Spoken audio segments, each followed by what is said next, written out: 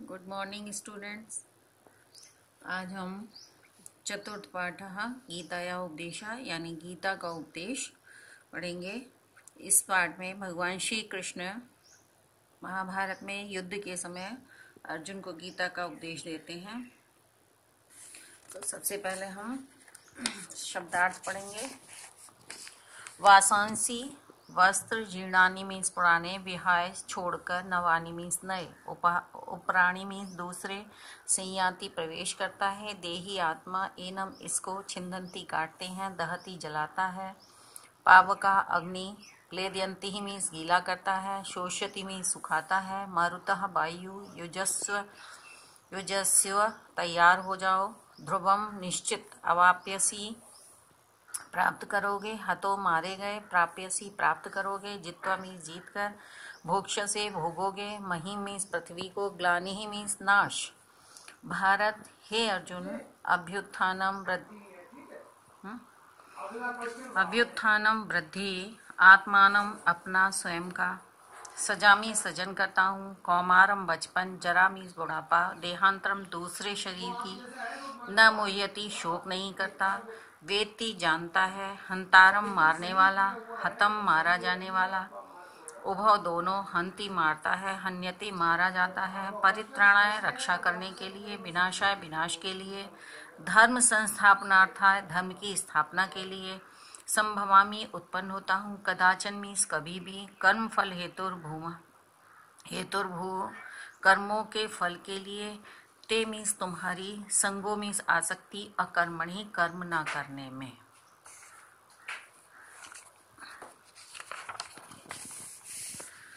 प्रथम श्लोक में कहा गया है कि जिस प्रकार मनुष्य नए वस्त्रों को पुराने वस्त्रों को छोड़कर नए वस्त्र धारण करता है, उसी प्रकार मनुष्य भी नए के शरीर में यह आत्मा पुराने शरीर को छोड़कर नए शरीर में प्रवेश करती है। वासांसी जीर्णानि यथा विहाय, नवानि गृह्णाति नरो प्राणी, तथा शरीराणि विहाय जीर्णानि अन्यानि संयाति नवानि देहि। है कि वासांसी जीर्णानि मीन्स पुराने वस्त्र को, यथा मीन्स जिस प्रकार विहाय में छोड़कर, नवानि गृह्णाति नए वस्त्रों को मनुष्य ग्रहण करता है, तथा उसी प्रकार शरीराणि विहाय जीर्णान्यानि पुराने शरीर को छोड़ करके, विहाय में छोड़ करके, अन्यानि संयाति नवानि देही, देही मीन्स आत्मा, नवानि मीन्स नए शरीर में प्रवेश करती है। यानी पुराने जिस प्रकार से मनुष्य पुराने वस्तुओं को छोड़कर नए वस्तुओं को धारण करता है, उसी प्रकार यह आत्मा, देही मीन्स आत्मा, पुराने शरीर को छोड़कर नए शरीर में प्रवेश करती है।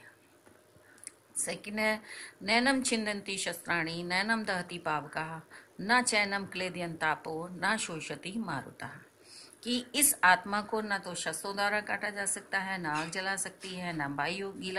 वायु सुखा सकती है, और न ही जल इसको गीला कर सकता है। तो नैनम छिंदंती शस्त्राणि,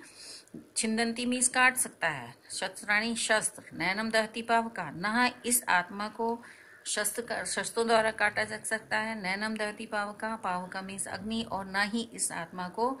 अग्नि जला सकती है, न चैनम क्लेदयंतापो, और न ही इसको जल आपह मीन्स जल गीला कर सकता है, न शोषति मारुता, और न ही मारुता मीन्स वायु इसको सुखा सकती है।